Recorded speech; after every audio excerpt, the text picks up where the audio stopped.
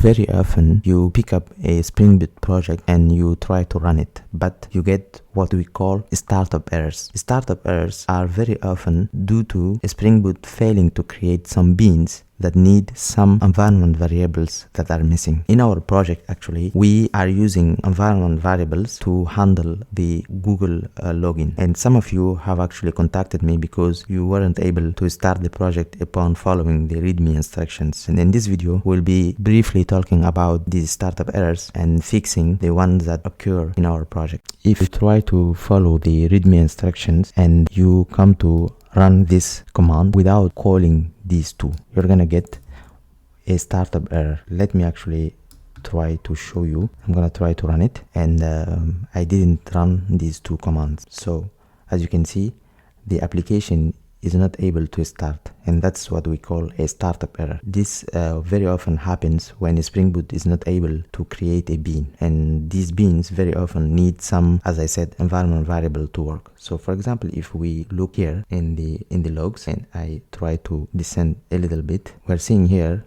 error starting Tomcat context, and the exception is saying unsatisfied dependency exception. And if we continue to read, it's saying we are not able to create this custom authentication filter defined in our authentication. And if we look here, the authentication configuration, so the Spring Boot context is not able to create this authentication filter bean. And if we look within it, and if we continue to read the message, it's saying that it was not able to create this authentication service bean that is being used by this class. So if we look within this authentication service, we are injecting this ID and this Google client secret, and these actually are coming from here. If you notice, this is different from these two are actually different from the others. What's happening is that since we are not able to have some emulator for Google OAuth, we need to provide the actual Google client ID and the actual Google client secret. And since these two should not be published to GitHub, we are using the environment variable to set them. These environment variables are here actually. So we are setting an environment variable that will be picked up here to set this one that is being used here.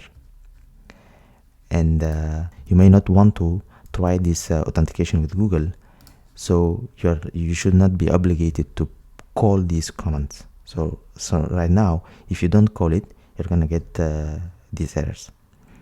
So to fix that, we simply can actually provide default values here. So here I'm gonna add this colon here as well, and what this does is it will tell Spring that if you don't find this in the environment variables, you're gonna set this to an empty string, and this will actually fix the startup error.